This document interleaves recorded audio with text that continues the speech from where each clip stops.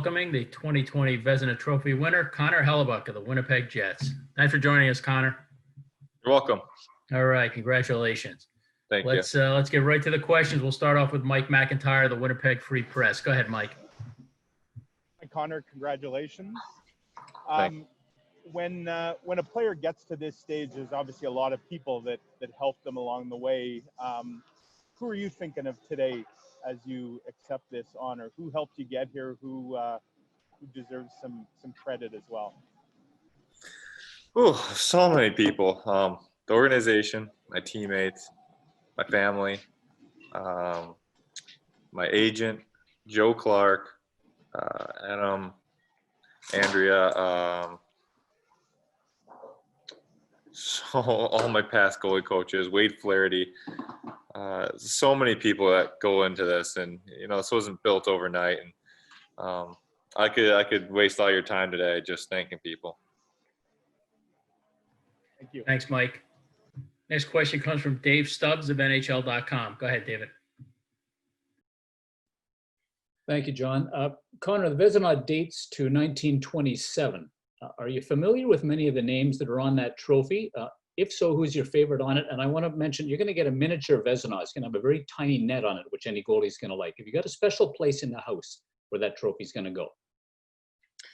I do. And, there's so many big names. I mean, from back then, the biggest one I can think of was Terry Sawchuk, and I'm not even sure if that was his era or not. I believe it was. I definitely have a good spot for it, and I'm going to make it a special place in my house. So, yeah, I do. Thanks, David. Next question comes from Brian Munns of TSN. Go ahead, Brian.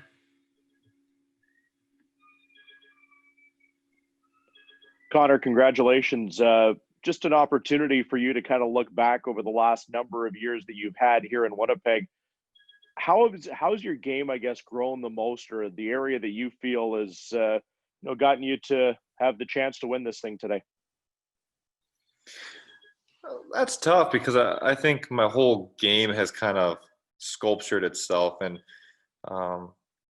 I've tightened up a lot of things. And I think the biggest and most important part is my mind and my mental game. It's gotten a lot calmer, and I only care about the things that I need to care about, and I focus on the things I need to focus on. And I got some experience under the belt, so I don't let my mind and the roller coaster happen too big of emotion. Thanks. Mm-hmm. Congrats again. Thank you. Thanks, Brian. Next question comes from Scott Billick of the Winnipeg Sun. Go ahead, Scott. Hey, Connor, congratulations on the win.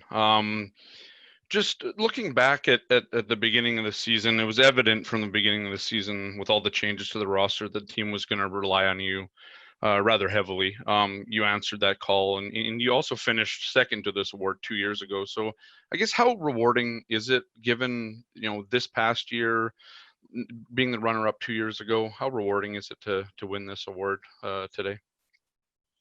Well, it's very rewarding and almost a little bit of a sigh of relief because I was so close last time, and I wanted it so badly. And this year was just such a mental grind, but also so fun.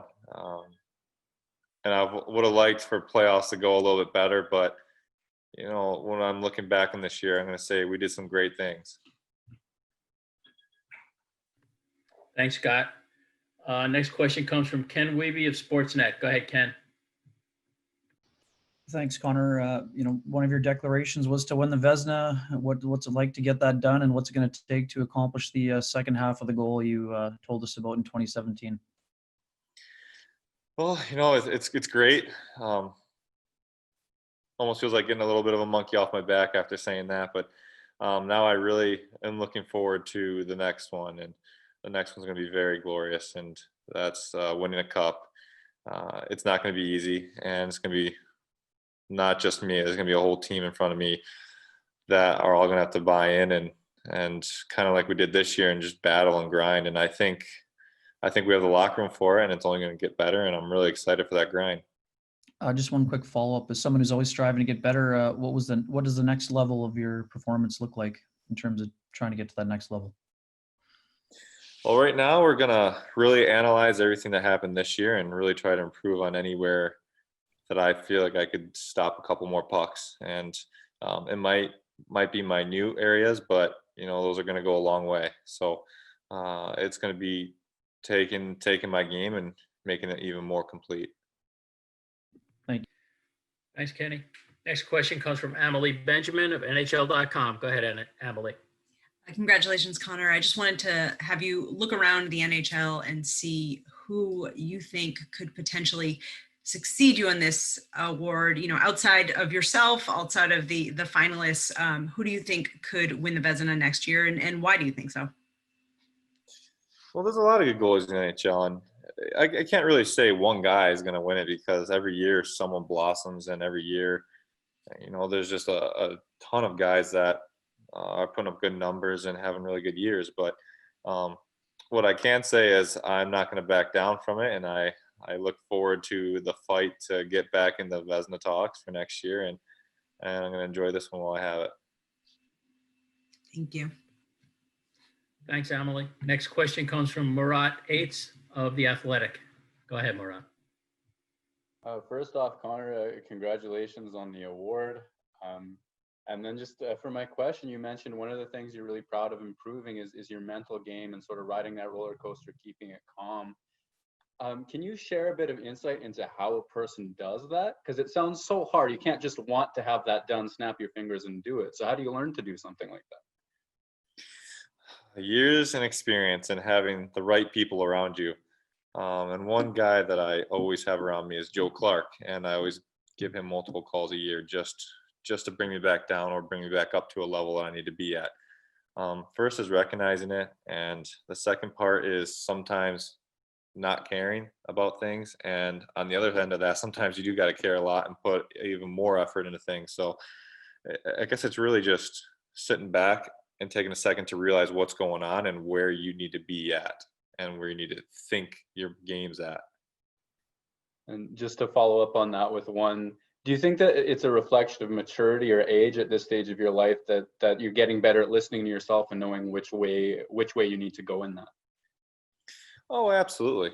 Every year you learn a little more about yourself and your game, and you learn how to manage the roller coaster. And I was very lucky to have all the people around me that I have at a very young age. So I was able to build this early in my career, and now that we've gotten it to a good spot, we can only continue to grow it. And I feel like the growth is exponential, and that's what's very exciting about the future.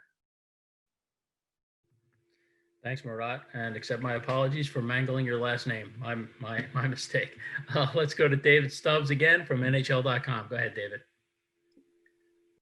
Connor, a lot of goaltenders are absolute freaks about stats. I mean, they know numbers inside out. I mean, they can relate save percentages. They can relate specific saves that they make. When you play a game and after a game, I mean, how do you compartmentalize everything? I mean, are you really a hard student of the numbers, or once a game is done, can you just kind of close it down, shut it away, and move on to the next game? How do you handle that? Well, after games, I talk to my goalie coach right away, and we go over the good, the bad, and the ugly. And I got that from Joe Clark when I was in juniors as well. And I like it because it kind of puts me at ease, or it kind of lights a fire under my butt. So I do like numbers, and I like watching them, but that's more just for an enjoyment. That's just fun to watch, and kind of gives you self goals along the way. But sometimes the numbers are not going to always tell the story. So that's what I like to go over is what can we improve, what do we do well, and what do we just need to completely forget about. And having a good goalie coach and Wade with me every day helps a lot, especially after games, just being able to flux it out and move on. Great. Thanks so much. Congrats again. Okay. Thanks, David. And the last question comes from Brian Munns. Go ahead, Brian. Connor, just to follow up, just kind of curious how you found out about the award. Can you kind of take us through that moment, where you were, and kind of how maybe the next few minutes was? Well, I had my girlfriend Andrea cooked me, my dad, and my mom a big steak dinner, and then we watched it on the TV, and yeah, it was just one of those moments that I couldn't believe that it actually happened. So everyone had a big smile on their face and they're clapping, and it was just a proud moment. Thanks. Well, Connor, thanks for taking the time. Congratulations on this great honor, and we will see you very shortly back on the ice. Thanks again. Thank you. Okay.